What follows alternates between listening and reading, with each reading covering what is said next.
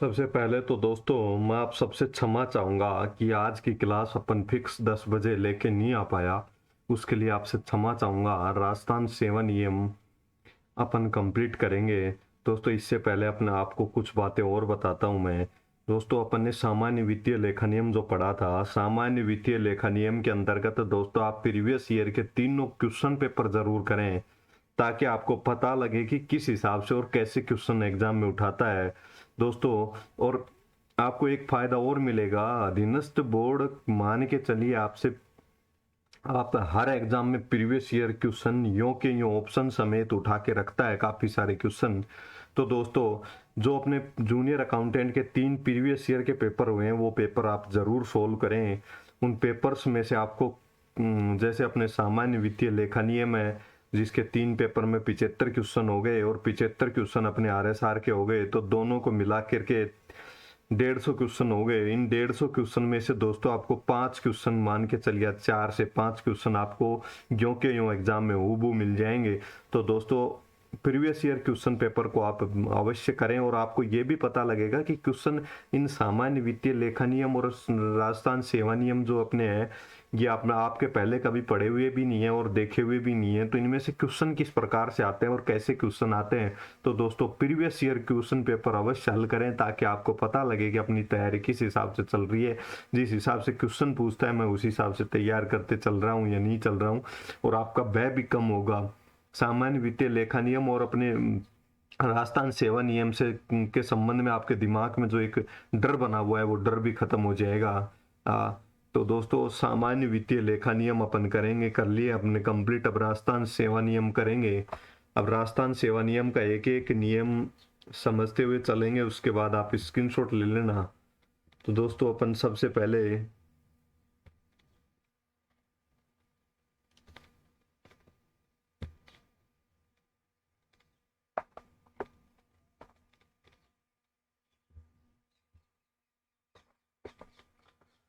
पहले अपन दोस्तों क्या करेंगे, राजस्थान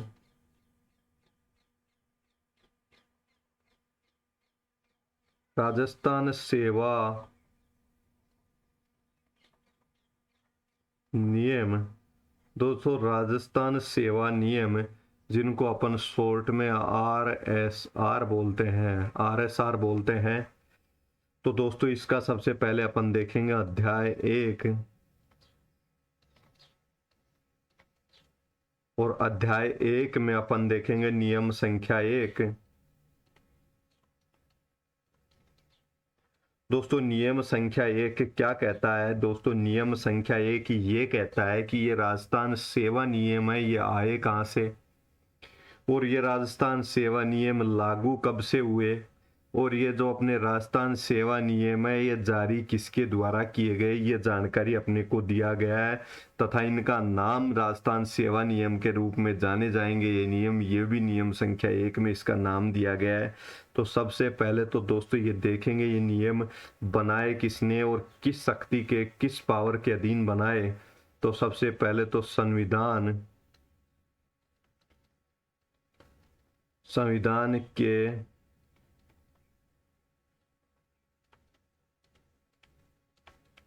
दोस्तों संविधान का अनुच्छेद 309 है, उसके प्रोविजो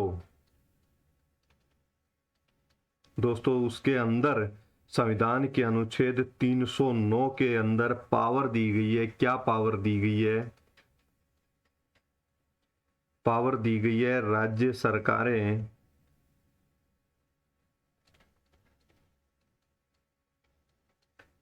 सरकारें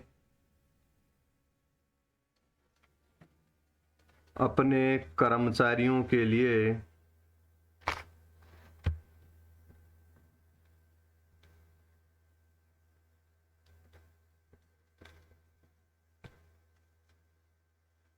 राज्य सरकारें अपने कर्मचारियों के लिए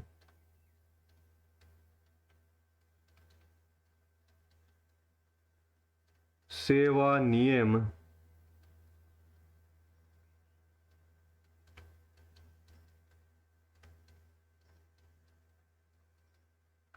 बना सकती हैं। ये पावर दी गई है राज्य सरकार को संविधान संविधान के अनुच्छेद 309 के तहत। तो दोस्तों संविधान के अनुच्छेद राजस्थान सेवा नियम का गठन आपसे पूछे संविधान के किस अनुच्छेद के तहत हुआ है, तो अनुच्छेद 309 के तहत हुआ है। 309 में राज्य सरकार को अपने पावर दी गई है कि राज्य सरकार अपने कर्मचारियों के लिए सेवाओं के नियम बना सके। दोस्तों ये सेवा नियम बनाने की आवश्यकता क्यों पड़ती है? दोस्तों मान लीजिएगा आप किसी संस्था के अंदर, किसी कंपनी के अंदर या किसी भी कहीं भी आप नौकरी करने के लिए जाते हो, तो वहां पे दोस्तों आपको वहां के नियम बताए जाते हैं। नियम बताए जाते हैं कि आपको 8 बजे आना है, 10 बजे तक आपको 8 घंटे की ड्यूटी करनी होगी, आपको महीने में 2 दिन छुट्टी मिलेगी और आपको 15,000 रुपये सैलरी मिलेगी। ठीक है, इस प्रकार से आपको दोपहर का नाश्ता मिलेगा। इस प्रकार से जो भी आपको वहाँ पे नौकरी करने के संबंध में जो भी सुविधाएं आपको उपलब्ध हैं, जो भी नियमों का पालन करना होगा, उन नियमों के बारे में अपने को सबसे पहले बताया जाता है। तो इसी प्रकार से दोस्तों राजस्थान सेवा नियम राज्य सरकार के कर्मचारियों के लिए एक तरह से उनके सेवा के नियम बनाए गए हैं कि वहाँ राज्य सरकार की नौकरी करेंगे तो इन नियमों का पालन करना होगा, इन नियमों के तहत उनको तनख्वाह मिलेगी। इस प्रकार से नियम होते हैं। तो दोस्तों आप सामान्य जीवन में खूब देखते हैं, आप किसी मकान में किराए के लिए, रेंट के लिए जाते हैं तो दोस्तों वहां भी नियम होते हैं। नियम हर जगह लागू होते हैं और नियम से ही संस्था में अनुशासन आता है और नियम से ही किसी भी राज्य नियमों से रूल्स के आधार पर ही किसी राज्य या भारत सरकार का संचालन होता है। दोस्तों पूरी दुनिया रूल्स के आधार पर चलती है। सेना के अपने रूल्स होते हैं, राजस्थान सरकार के अपने रूल्स हैं, कर्मचारियों के लिए नियम बनाए हुए हैं। दोस्तों अपने को हर जगह, स्कूल में जाते हैं तो भी अपने को कुछ नियम्स का पालन करना होता है। इतने बजे आपको पहुंचना होगा, आपको ये यूनिफॉर्म पहन के आना होगा, इतने बजे आपका लंच होगा, इतने बजे आपकी छुट्टी होगी, इतने रुपए फीस देनी होगी। तो दोस्तों हर जगह हर संस्था के लिए नियम बने होते हैं। इसीलिए राज्य के राजस्थान सरकार के जो कर्मचारी हैं उनके लिए जो नियम बनाए गए वो राजस्थान सेवा नियम कहलाए। और इन सेवा नियमों का गठन नियम संख्या 1 में लिखा हुआ है कि संविधान के अनुच्छेद 309 के तहत पावर दी गई है। प्रोविजो के तहत क्या पावर दी गई है कि राज्य सरकारें अपने कर्मचारियों के लिए सेवा नियम बना सकती है। तो दोस्तों सीधे शब्दों में आपसे पूछे कि राजस्थान सेवा नियमों का गठन संविधान के किस अनुच्छेद के तहत हुआ है, तो नियम आप करेंगे संविधान के अनुच्छेद 309 के तहत। तो दोस्तों ये तो अपन ने बात समझी कि इसका गठन किसके तहत हुआ है। अब ये जारी किसने किए दोस्तों, तो ये जारी किसने किए गए हैं, तो दोस्तों अनुच्छेद की पावर का उपयोग करते हुए 309 अनुच्छेद 309 की पावर का उपयोग करते हुए राजस्थान के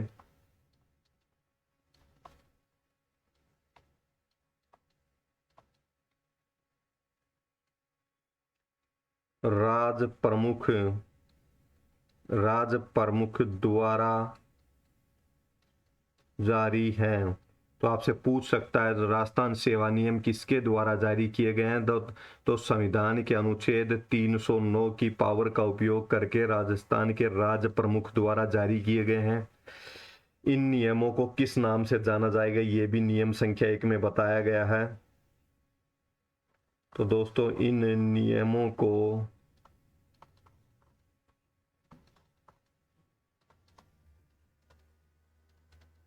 राजस्थान सेवा नियम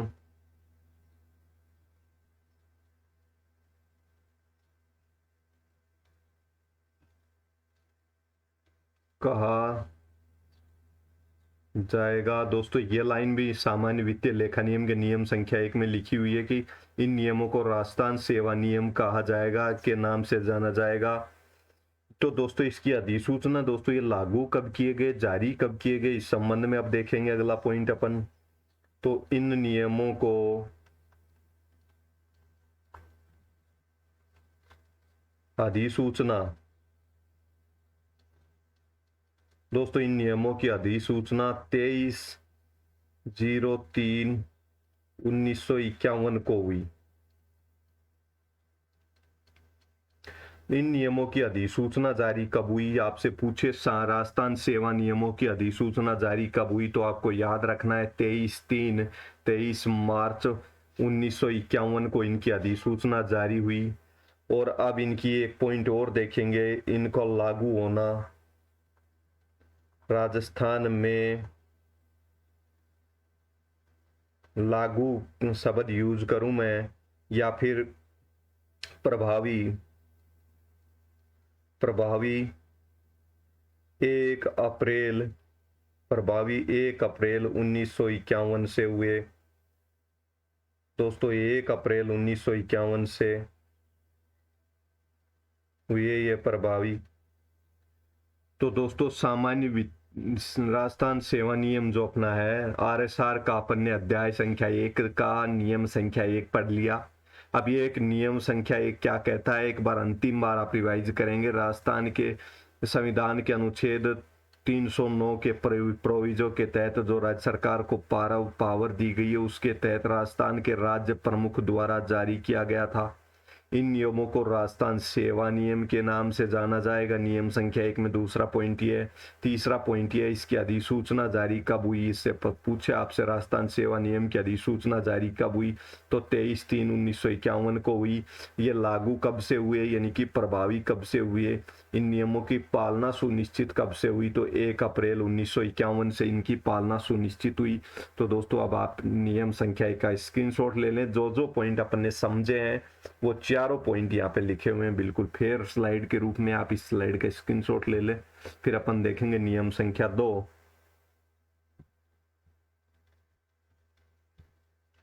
अब दोस्तों देखिए नियम संख्या 2।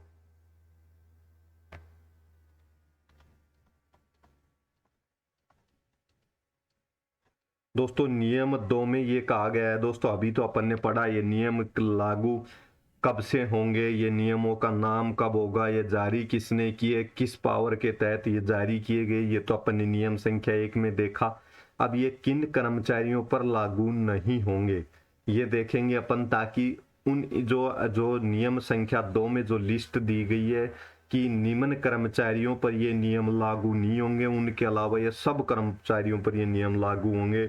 तो दोस्तों निम्न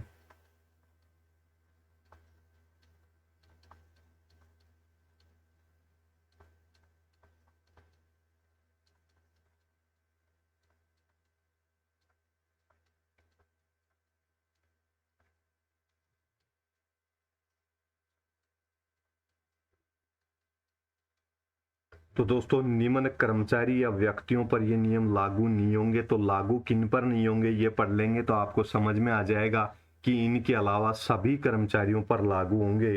तो अपन एक पॉइंट नंबर 1 से देखिएगा। दोस्तों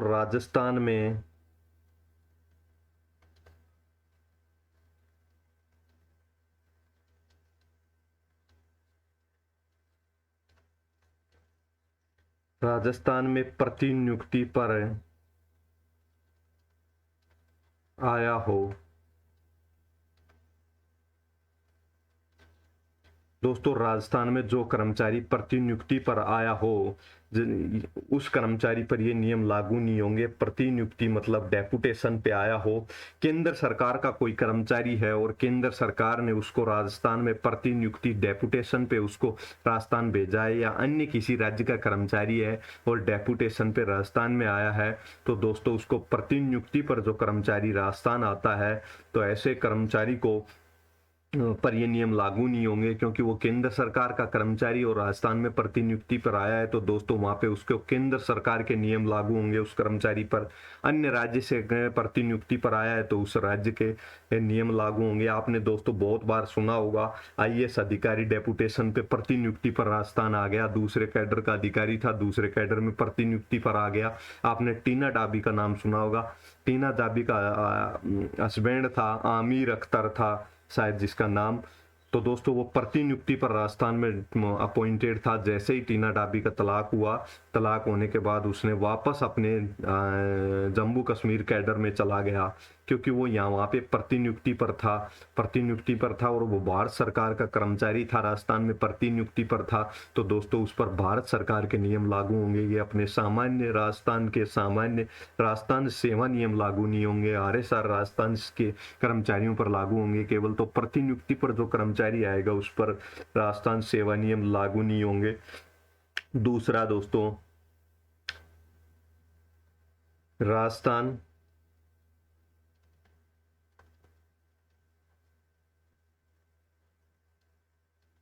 उच्च न्यायालय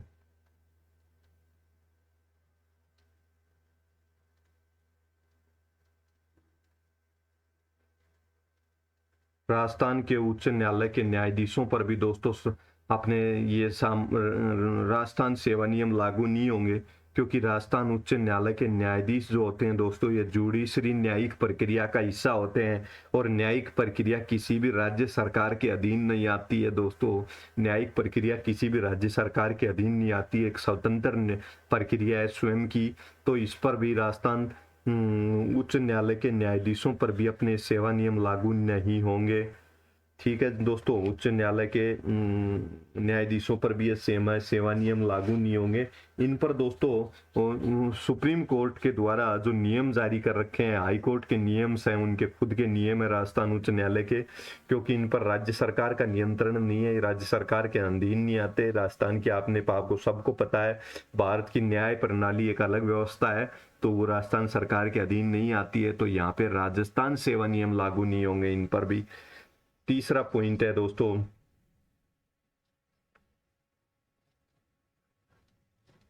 राजस्थान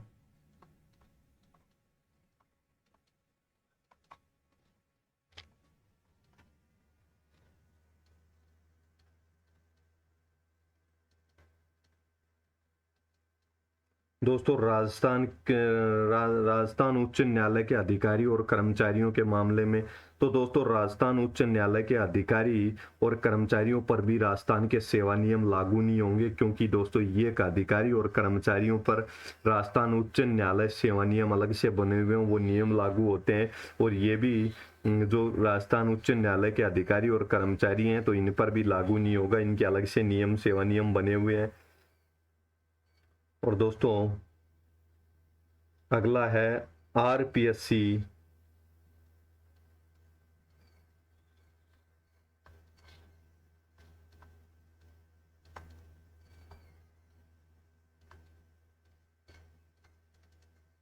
दोस्तों RPSC के अध्यक्ष और सदस्यों पर भी ये सेवा नियम लागू नहीं होंगे, क्योंकि दोस्तों RPSC की स्थापना संविधान के अनुच्छेद शायद 318 है दोस्तों, 318 के तहत हुई है। ये संवैधानिक संस्था है। तो दोस्तों इस पर भी राज्य सरकार का नियंत्रण नहीं होता है। तो दोस्तों RPSC के सदस्य और अध्यक्षों पर भी राजस्थान सेवा नियम लागू नहीं होते, ये संवैधानिक संस्था है। इनकी जो अध्यक्ष और सदस्य होते हैं इन पर भी लागू नहीं होता, ये संवैधानिक संस्था है, कॉन्स्टिट्यूशनल बॉडी है। इसके नियम अनुच्छेद 318 के तहत लागू होते हैं, तो राजस्थान सेवा नियम इन पर भी लागू नहीं होते। और IAS दोस्तों अखिल भारतीय सेवा के अधिकारी होते हैं, अखिल भारतीय सेवा के अधिकारियों के भी ऊपर भी राजस्थान सेवा नियम लागू नहीं होंगे, क्योंकि IAS अधिकारी जो होता है वो भारत सरकार के अंदर आता है।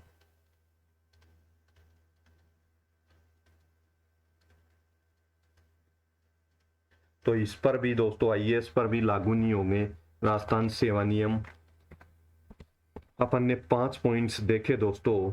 5 पॉइंट्स क्या देखे? राजस्थान में प्रतिनियुक्ति पर जो व्यक्ति आएगा, आप शॉर्ट में याद कर लेना, प्रतिनियुक्ति पर जो कर्मचारी आए उस पर लागू नहीं होगा। राजस्थान उच्च न्यायालय के अधिकारी, कर्मचारी और न्यायाधीशों पर भी लागू नहीं होगा। RPSC के अध्यक्ष और सदस्यों पर भी लागू नहीं होगा, और IAS पर भी लागू नहीं होगा। तो दोस्तों ये अपना हो गया, IAS पर भी लागू नहीं होगा, भारत सरकार के कर्मचारी होते हैं अखिल भारतीय सेवा के अधिकारी। और अब अपन इसके अगला छठा पॉइंट देखेंगे। इसमें दोस्तों आकस्मिक निधि से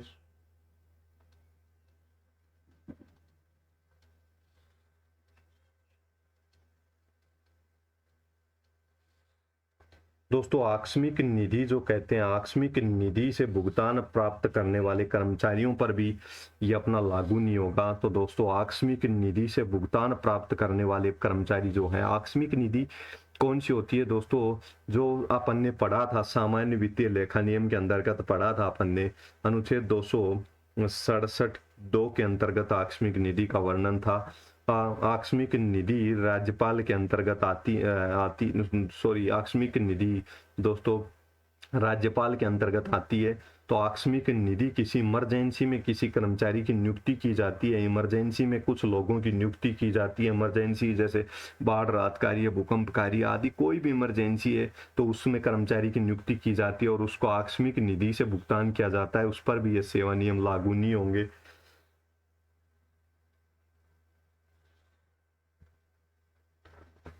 और दोस्तों इसके अलावा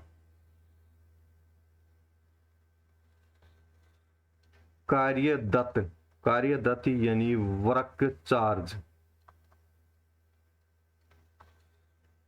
वर्क चार्जड कर्मचारियों पर भी ये कार्यदत्त कर्मचारियों पर भी लागू नहीं होंगे। दोस्तों ये व्यक्ति जो नियमित संस्थापन पर नहीं होते हैं,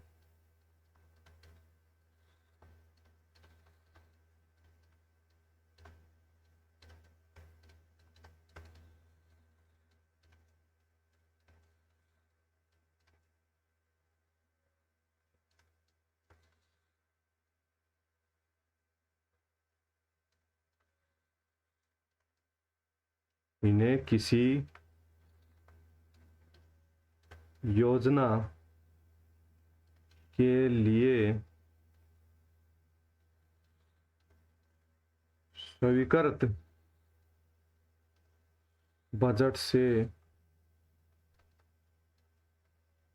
किया जाता है। दोस्तों 1 मिनट रुकना, दोस्तों 1 मिनट अर्जेंट कोई काम है, 1 सेकंड आप वेट कीजिएगा।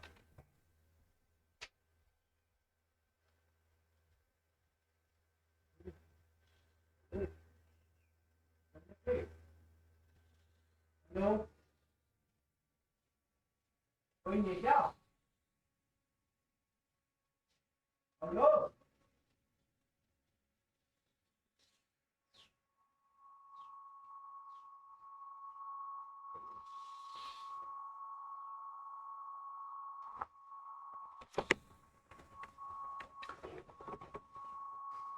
जो व्यक्ति दोस्तों नियमित संस्थापन पर नहीं होते हैं, कार्यदत्त वर्क चार्जड, दोस्तों कार्यदत्त जो व्यक्ति नियमित संस्थापन पर यानी कि दोस्तों जो राज्य सरकार के अधीन जो नियमित रूप से कर्मचारी नहीं है, यानी कि अस्थायी रूप से कोई कर्मचारी लगाया जाता है, उनको बजट स्वीकृत बजट किसी योजना के तहत स्वीकृत बजट से भुगतान किया जाता है, वह कार्यदत्त या वर्क चार्जड कर्मचारी कहलाते हैं। तो दोस्तों इसी प्रकार के कर्मचारियों का आपको एक उदाहरण देके मैं आपको समझाता हूँ, आपको समझ में आएगा। अभी क्या किया है गहलोत ने, जो दोस्तों अभी जो अपने गहलोत जी हैं उन्होंने क्या कहा है कि 50,000 गांधी विचार प्रचारक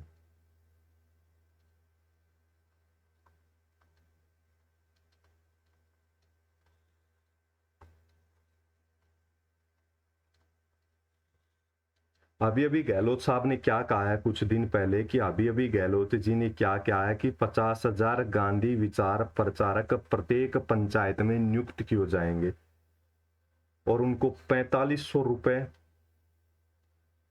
प्रति का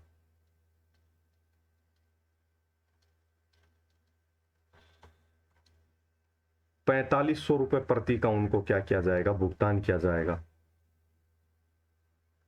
तो दोस्तों अभी गहलोत जी ने क्या कहा है कि 50,000 गांधी विचार प्रचारक प्रत्येक पंचायत में नियुक्त किए जाएंगे, उनको 45,000 रुपए का भुगतान किया जाएगा।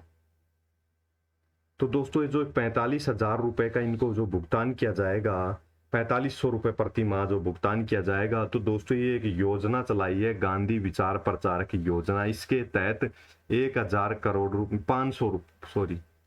500 करोड़ रुपए बजट दिया है। तो दोस्तों ये बजट के तहत इनको राशि दी जाएगी। ये कर्मचारी स्थायी कर्मचारी नहीं है, ये कार्यरत कर्मचारी है, इनको कार्य दिया गया है गांधी विचार प्रचारक का।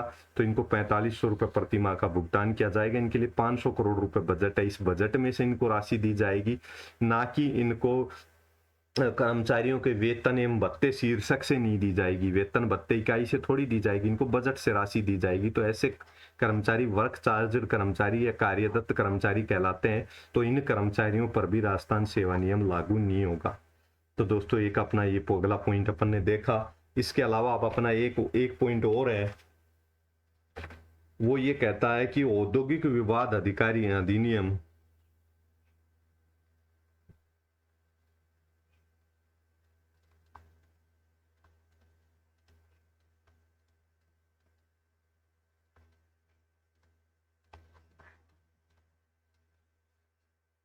दोस्तों औद्योगिक विवाद अधिनियम